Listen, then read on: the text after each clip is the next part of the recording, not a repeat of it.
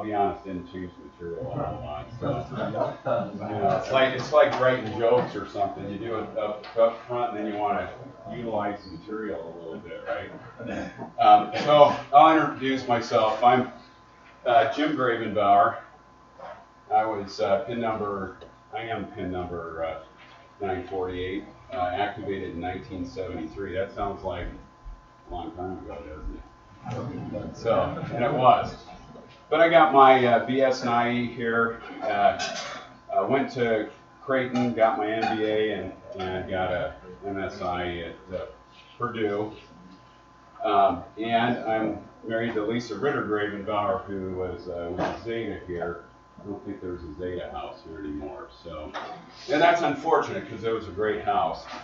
And I'm director of process improvement at Union Pacific now. So, and I had 35 years of alcohol abuse from 1972 when I started here with Breh to 2007. Now you'll notice there's a big gap between 79 and 72. Took me 7 years to get through school. So there's a saying back when I was a phi-sci, for every phi-sci that flunks out, there's one that goes twice as long to make up for it. And I was one of those guys. So it took me a little longer. I ran out of money and started working out at 3M, west or I guess east of town there. And got married, and it took a while to get through school, but I finally made it. So. And alcohol, I would have to say, was why it took that long. So we'll talk a little bit about that. So I take this opportunity pretty seriously. I present quite a bit in front of people, and this really makes me nervous to talk about myself and my failure. And so, it is difficult. But I think about if I could go back in time. And whisper in my ear all the problems that I was going to have because of alcohol. I wish I could do that. I wish I could go back in time and give myself some advice, along with buy Microsoft in 1986 and Cisco in 1990. Make sure you sell the Cisco by 2000. So anyway, but it could be that the purpose of my life is to serve as a warning to others, and so that warning is what I'm here to give you guys today. Just talk a little bit about my struggle and what that looks like. So our agenda for today is to define some of the categories of alcohol, and for you guys that have been through this, it's pretty much the same. All I can say is it's short, so we're only going to be here for about a half hour. Talk about my experience with alcohol, some of the effects of alcohol abuse on our physical and our social well-being, and then thoughts about prevention here at Phi Kappa Psi. So there are a pretty good chunk of the population are non-drinkers. They only have maybe 1 or 2 drinks a year. We won't celebrate a toast somebody at a wedding or. So those are non-drinkers, and that's a good chunk of the population. And they're, the kind of the happy medium people or the social drinkers, people that know how to drink in moderation, and that would be my wife. I've probably seen my wife drunk since college. I've probably seen her drunk once, and that was kind of an accident, drinking some wine on an empty stomach. But she's one of these people that can drink one little glass of wine and be happy with it. That was never me. Those people, that would be, somewhere between 1 and 14 drinks a week. So, yeah, that's for men. Obviously men have a little more tolerance, a little more size. But, think about that. That's about 2 drinks a day.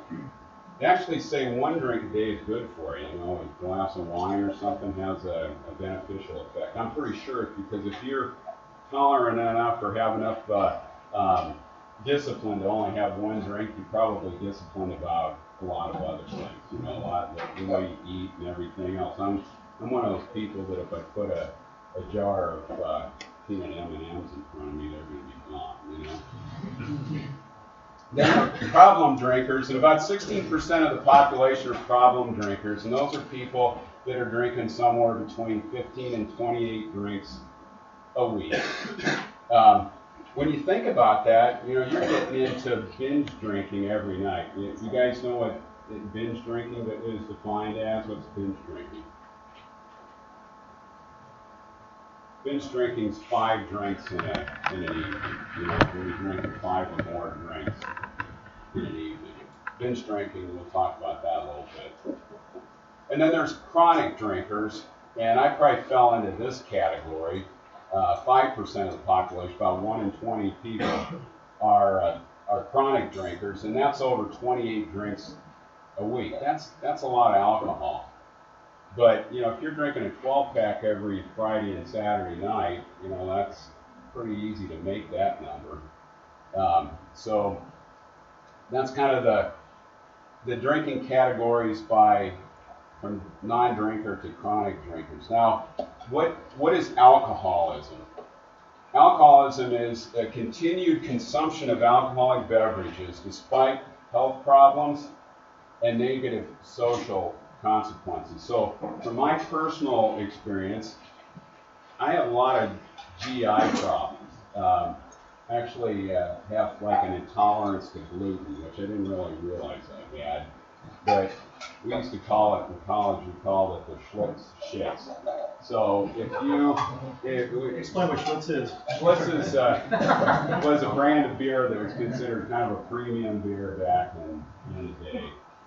Maybe like Coors Light or something is now, a little heavier beer. And I drank, a bunch of beer the next day. I'd be on the pot most of the morning, and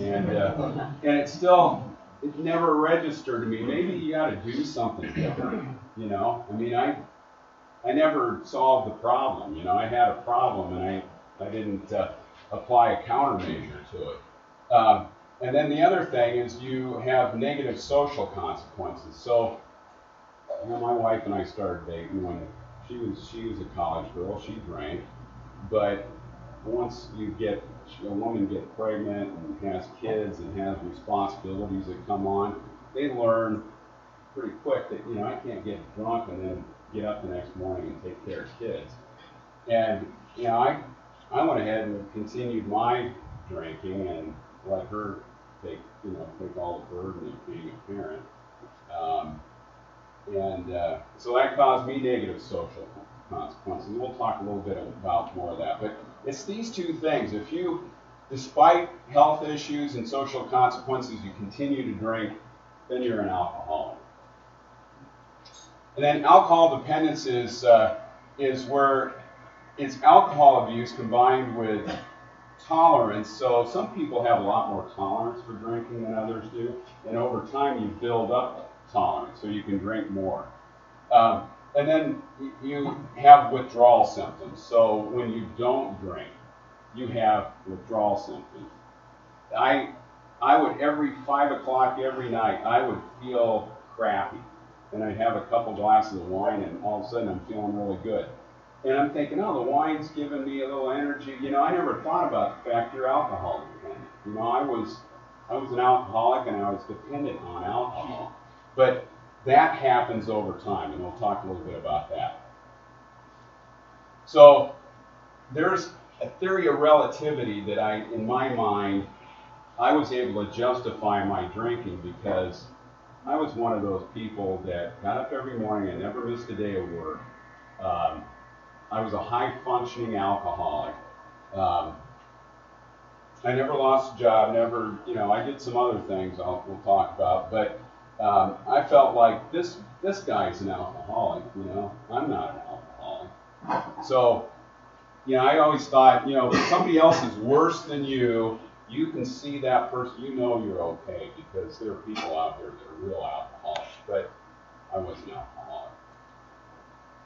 So, addiction versus predisposition. About 9% of the population are born with a wiring in their brain to metabolize alcohol really efficiently.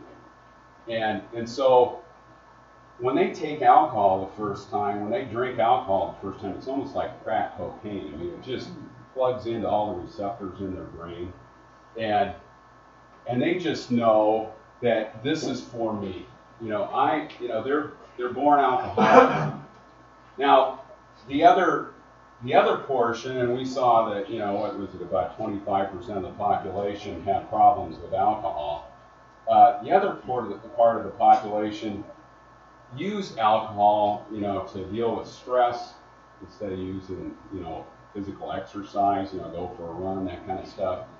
Or they have emotional problems, they deal with them through alcohol, or some kind of psychological issues that basically they use alcohol as a crutch, or a drug of choice. And alcohol obviously is a drug. And then there's a social environment that basically is peer pressure.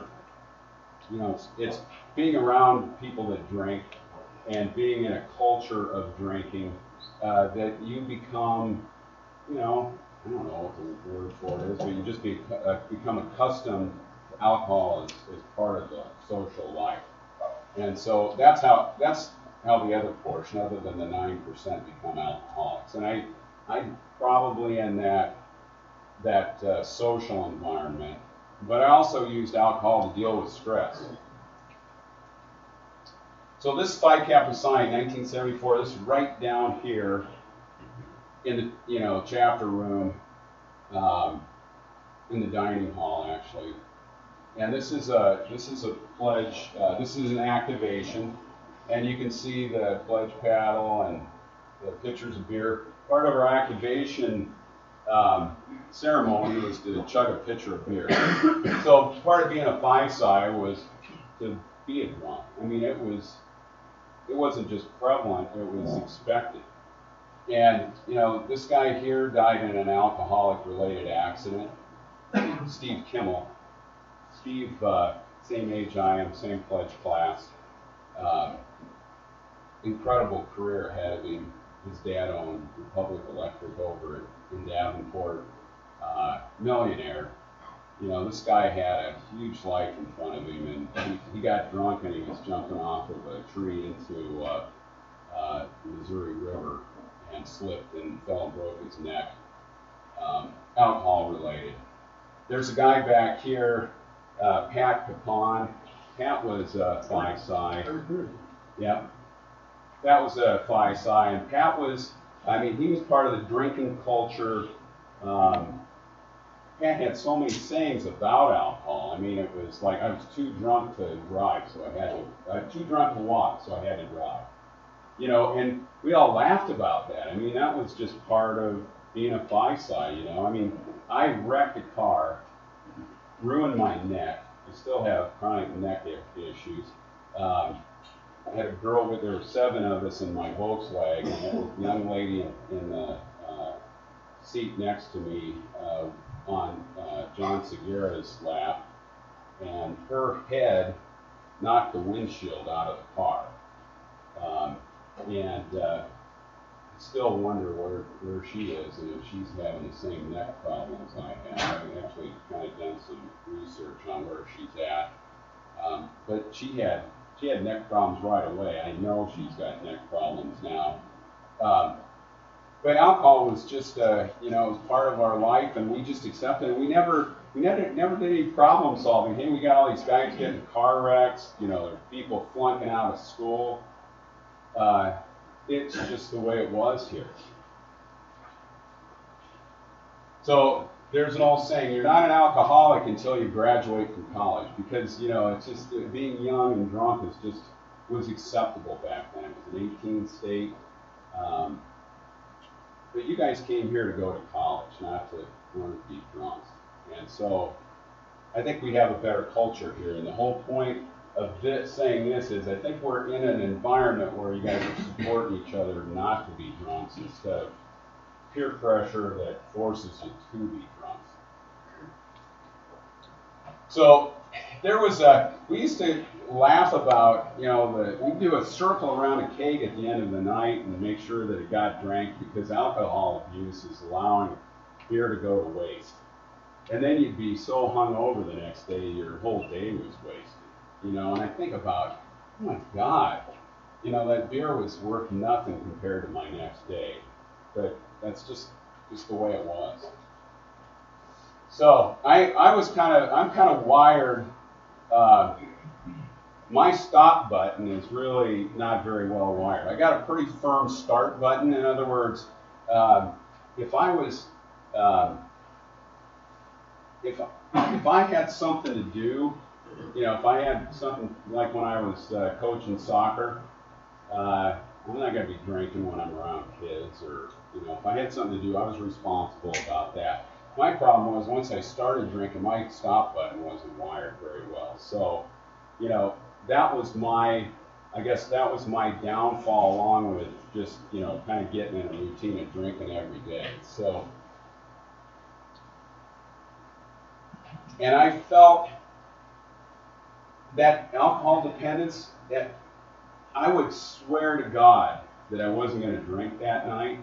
And as soon as I think my car actually was the alcoholic, because I'd be going by Albertsons and the thing would turn in and I'd buy another bottle of wine, So the problem is when you get into it, you don't see that you're an alcoholic, and you just don't realize it, and you're not going to reach out for help typically. So when you're in it, it's hard to get out of it. It takes some intervention to do that, and I'll talk about that.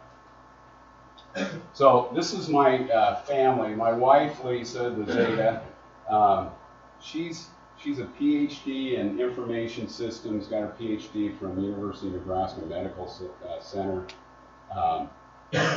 She's just one of those people that when she married me, she lived her pledge, that she would stick with me through thick and thin, and through health and sickness.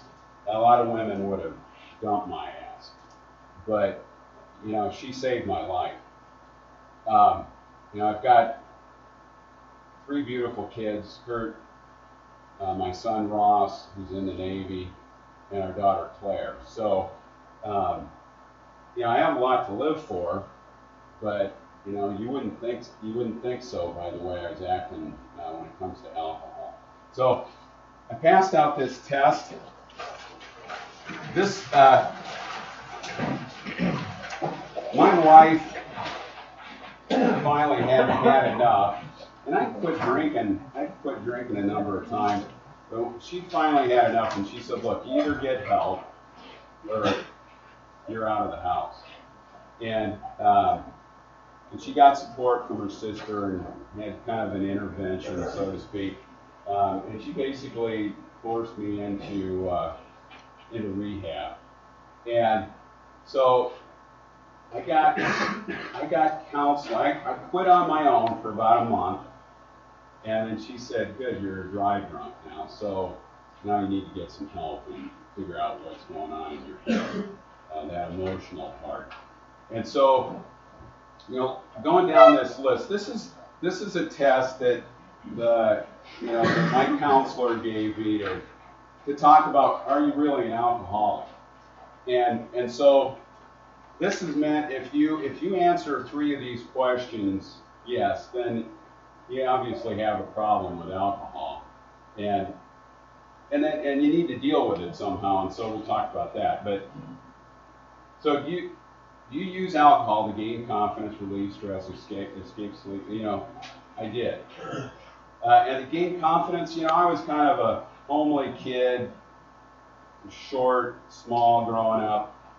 So I didn't have a whole lot of confidence. I never danced with a girl without being drunk in my life. I never asked a girl for a date without being half drunk. Those are things you got to deal with. You got to figure out how to get through that. What the heck's causing that problem? Not use alcohol to deal with it. Do you feel awkward in certain social situations? Obviously, I did. Is your personality, altered when you're drunk? I was carefree when I got drunk. I was able to do things I couldn't do sober. And again, good reason to get the help without, what do you got to do to be able to be like that without alcohol?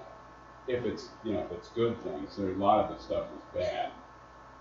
You regularly drink 5 or more drinks. That's binge drinking. It's difficult to stop drinking after 1 or 2 drinks. So again, there's part of your brain that shuts off after you start drinking alcohol, and the inhibition part is one of them, and that's why I got into the heavy drinking. I'd say I'm only going to have 1 or 2, but it never worked for me. I'll tell you guys, all the hangovers I've had in my life, all the pleasure I've gotten out of alcohol wasn't worth 1 or 2 of those really bad 2-day hangovers. Yeah, I had some hangovers. A significant part of your day is spent consuming. There were times where I was hiding, sneaking around, drinking, so my wife wouldn't know. Doing all kinds of things to cover my tracks. It's really disgusting. After drinking, you experience depression. Alcohol depletes the serotonin in your body. It's an endorphin that's really beneficial. It's what you get when you get that runner's high. And alcohol saps that out of you. So I would get, after drinking on Friday and Saturday night, I had this horrible depression on Sunday and couldn't study, couldn't focus. And you think after doing that a weekend or 2, I'd say, screw this, I'm here to study. And I didn't figure that out. When you're sober, you regret. Obviously, I did. Do you ever have trouble remembering what you did? Plenty of times. Drinking has affected class attendance. I'd skip classes, then I'd end up dropping them. That's why it took me 7 years to get through college. That's pretty disgusting. We had a lot of guys start out chemies here at the house. We probably had 10 chemies over the course of 3 years that ended up either dropping down, and I'm one of them, dropping down to a lesser engineering or a business or something they could handle, because the part of their brain that does math, is all mush by the time you got done drinking all that. You drink alone or hide your drinking. You have drinking buddies, and that instead of having friends that are friends all the time, you go to your drinking buddies. You coerce others to drink. So anyway, you can see there's a lot of issues here. Alcohol affected your health, but you still drink. That's a classic definition of alcoholism. I spent $4,000 my freshman year. I know that sounds like nothing, but that's back when $4,000. You were supposed to be able to get through school for $2,500 a year. So I spent about $1,500 my freshman year on alcohol. And I want to show you what that looks like a little bit.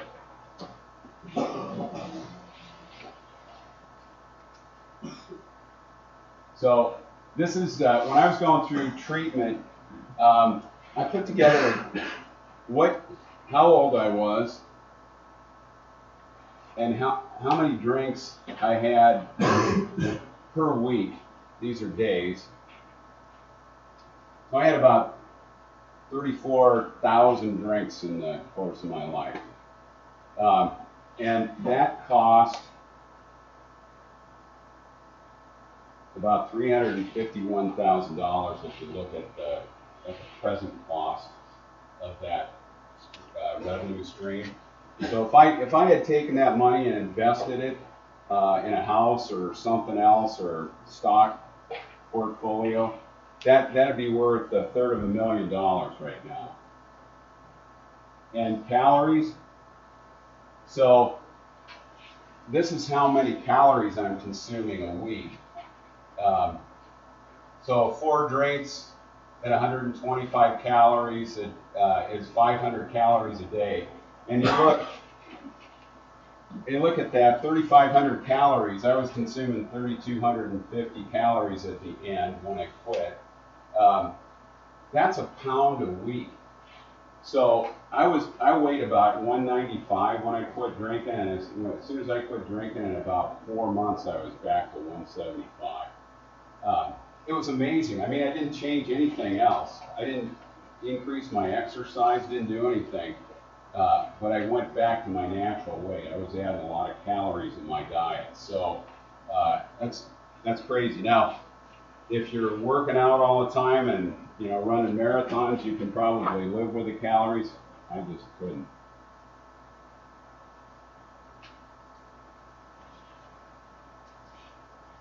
So when I was going through treatment, something that really helped me out, because I quit drinking about 6 times or so, and I would always go back to it. I quit for 3 months. I'm feeling pretty good. I can drink socially now, and bam, I'd be right back at it again. In a couple months, I'd be, because for me to drink 1 glass of wine, it was just torturous. I'd be, it's like this horrible gnawing thing. As soon as I drink one, I wanted another one. And so my counselor said, okay, this is the slippery slope. You're starting at the top, and you're on top of things. Everything's good. You haven't been drinking. Now, something starts you down that slippery slope. There's something that starts you down there. What is it? And I'm like, I don't know. He said, is it, hey, I'm feeling pretty good. I think I could have 1 drink. And yeah, that's what it is. So, I mean, for me, I cannot drink at all. I kind of gave up the right to drink because I didn't learn how to drink responsibly. If I learned to drink in moderation, on the back of the sheet here, guys, there's a thing that talks about what a moderate drinker is. Considers an occasional drink to be a small but enjoyable part of life. I mean, that's what alcohol is. I mean, you should be able to have a glass of wine or celebrate with a glass of champagne or something. And that's just part of being a gentleman, is to learn to drink in moderation. And you have hobbies and interests that relax you outside of alcohol. And your friends are usually moderate drinkers. If you're hanging out with a bunch of drunks, you're going to be a drunk. Generally, you have something to eat. Usually does not drink more than an hour or 2 on any occasion. If you're drinking all day, that's binge drinking. So just kind of a rule of thumb, you can metabolize 2 glasses of wine or 2 beers in the first hour. So in the first hour, you drink 2 beers, you're still on top of things. And then you can drink a beer probably every hour after that. After the first hour, the first 2 drinks, your liver slows down. It gets overwhelmed. So now things start building up in your bloodstream, and that's how you go past, the 0.08 blood alcohol level. So, if you drink 2 drinks in the first hour, and you have 1 drink every hour after that, you're probably okay. And the way to do that is, when I try to moderate, I mix in water with the alcohol, so I have a glass of water in between. So, practice this moderate drinker and learn how to be a moderate drinker. The other thing is the theory of insanity. I mean, I tried doing things over and over again, tried quitting, and I was, the definition of insanity is doing the same thing over and over and expecting a different result. I kept trying to do things one way and it wasn't working, so I needed to do something different. Another thing my counselor gave me advice. He said, okay, you quit 3, 4, 5 times. Imagine who was the best boxer when you were a kid growing up? Who was the best boxer? For you guys, who's the boxer when you think of a boxer? Who would it be? Floyd? Mayweather?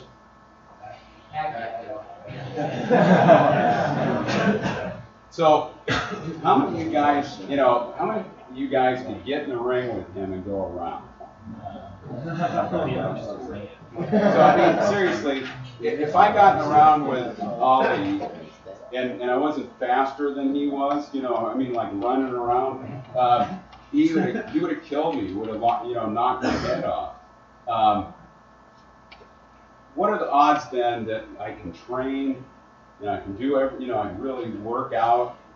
Now, can I get in the ring with Muhammad Ali? No, there's no way. He's going to kill me no matter what I do. So, Bob told me, look, you're trying to get back in the ring with Muhammad Ali because he's your alcohol is your Muhammad Ali. Don't try to get back in the ring with him. After you've done it a couple times, you need to learn. So anyway, that was pretty powerful for me, the slippery slope in Muhammad Ali. So, do you guys know what causes a hangover? I gave you the answers there. So dehydration, obviously, if you're replacing your liquid with alcohol, there's a toxic buildup of acetaldehyde, which is in your brain. When you metabolize alcohol in your brain, it creates this acetaldehyde, which is poisonous to your brain. And then it also reduces the serotonin levels in your bloodstream. So that's what causes depression. So my son Kurt he's an All-American soccer player, and during soccer season, he's busy as hell. They're traveling all over the place, and he always got really good grades in the fall when he was in soccer season. And then in the spring, his grades would drop. And I'm like, Kurt, what the hell? And he's like, well, Dad, we have a 72-hour rule. So they were strict about they couldn't drink 72 hours before a game. And they had games twice a week. Well, there's not a whole lot of room for drinking, when you got a 72-hour rule. So he didn't drink it all in the fall. So no drinking in the fall. He got great grades in the spring. He'd be doing his thing, and his grades would drop. So, that's just a example of how that worked. The other thing I got to talk to you, and we're real close to the end here. The other thing I got to tell you is Kurt had two friends that were killed by drunks. Both driving through an intersection, got T-boned. Both drunk drivers in an F-150. Both drunk drivers lived. Both these young men died. And Kurt, he was out in a graduation party, and it was his graduation. His buddies took him out drinking, and the guy that took him and drove ended up getting really drunk. So Kurt took the keys from him, and this guy had been outside messing around, and the cops were actually waiting for him. So when Kurt started the car, the police lights come on, and they made Kurt blow, and he blew like a, I don't know, like 0.16 or something, like double the legal limit. So he was toast. And the guys were talking to the cop about, hey, look, he took the keys from Mike, and now you got to cut him a break and all that stuff. And so anyway, Kurt goes to his arraignment, and the cop didn't show up, and they said his lawyer told him that's the first time I've ever seen her not show up. She'd cut you a break. It still cost him $1,400, which back in 2000 was a lot of money. Cost him $1,400, $800 for the fine, and $600 for the lawyer fees. But what he learned out of that was, he's religious about not driving and drinking. It was an expensive lesson, but I swear it was worth the $1,400. So there's something about alcohol in the brain that I wanted to talk to you guys about.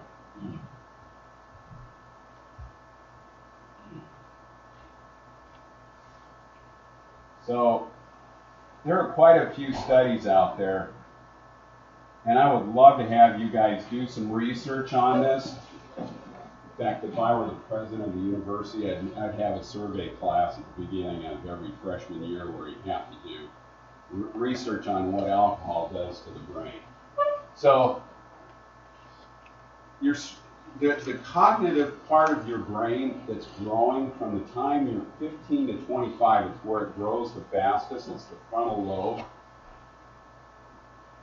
When you drink, it actually causes that part of the brain to lose. It doesn't grow as much as it would have. It actually depresses the growth. When I was in high school, I could sit 3 hours and study. I mean, I was a grade nerd when I was in high school. I wanted the best grade in the class. I wanted to have the highest score on every test. And when I got to Iowa State and discovered alcohol and girls, I kind of forgot what my focus was here at Iowa State. And I'll never be as smart as I was my senior year in high school when I wasn't drinking. So there's a whole bunch of studies that show the frontal lobe, alcohol affects, the brain, the part that you do your cognitive thinking, your planning, your decision making. All that part is affected by alcohol. There's a whole bunch of studies out there. That's all I'm going to say about it because I'm not an expert at it. I just know that when they do studies on the human brain, they actually see white matter gaps inside the brain of people who are using and abusing alcohol as teens, and they don't see that in people that don't. And if I could go back and whisper to that kid that, start in school, I'd say, learn to drink in moderation. That's going to kill you.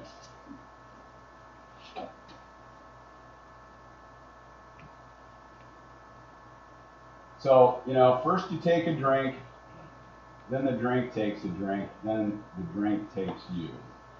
That's a good saying for me. So, back in, this would have been 74. No, it would have been the spring of 75. We had a can drive where we were trying to collect the most Miller beer cans. This is the Miller High Life. And so instead of drinking kegs, we were drinking Miller beer.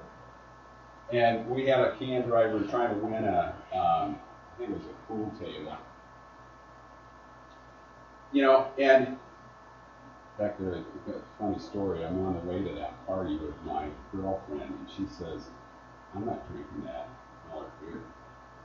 I'm like, what do you mean you're not drinking? That's what we have, And no, I'm not going to drink Miller beer. And I said, you got a choice, Miller beer or I'll drop you back off home, And we were in love. I probably would have married that girl. I swung around and dropped her off at her dorm. And that was it. We broke up over.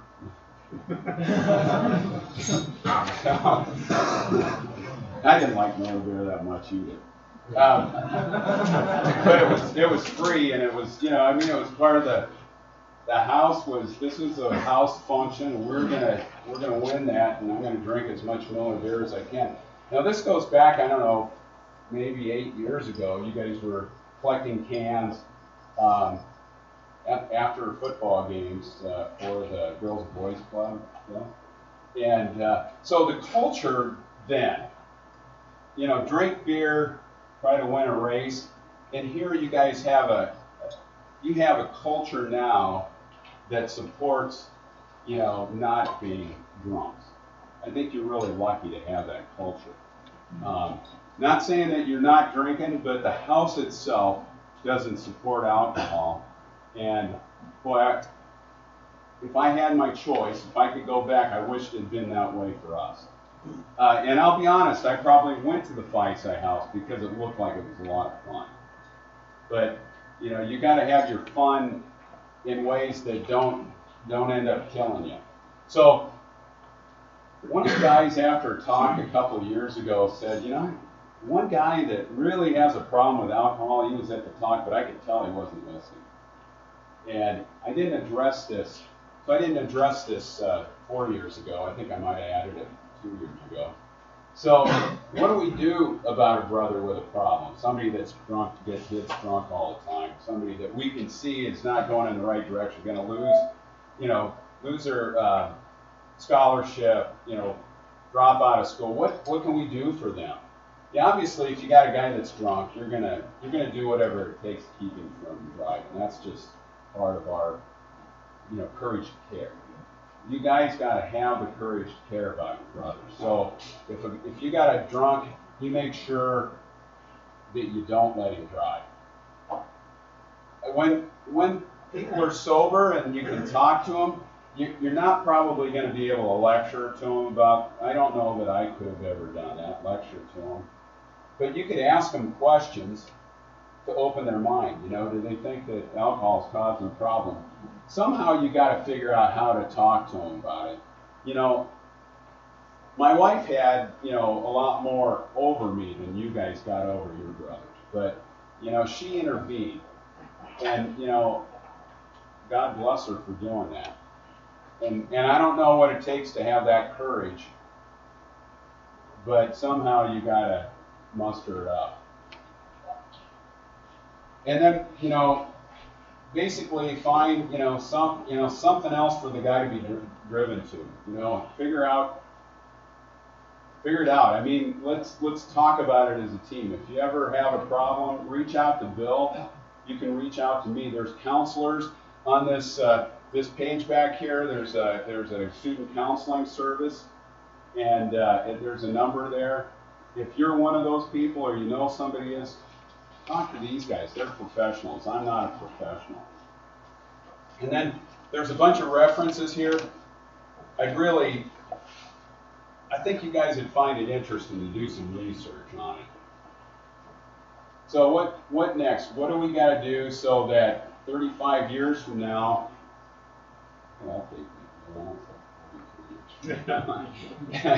so 35 years from now, you're not coming back as the bad example. I want you guys to be the good examples.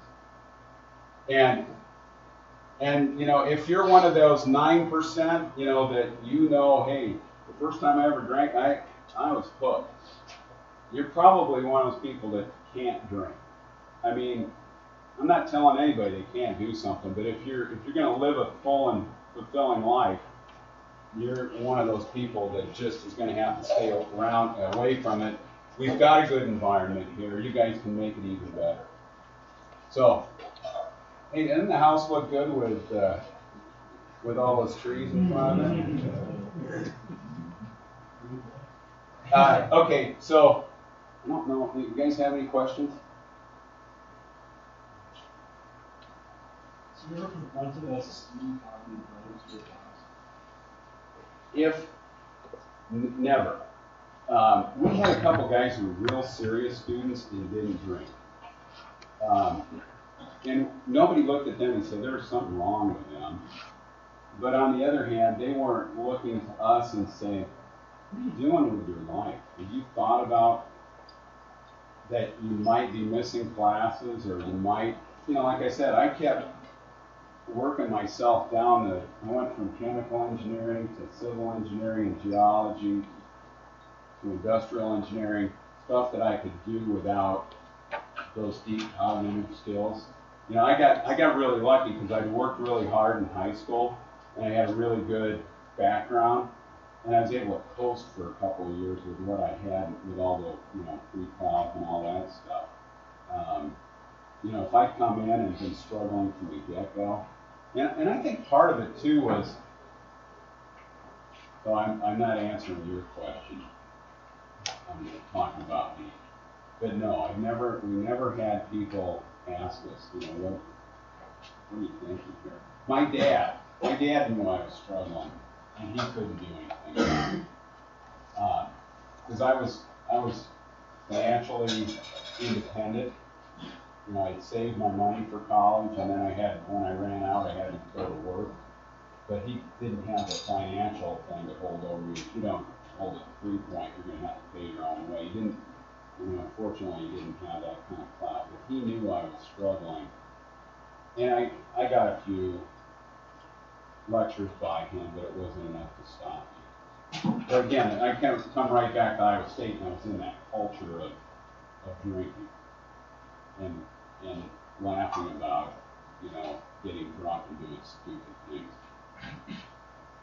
Thank you. Yeah, answer your question.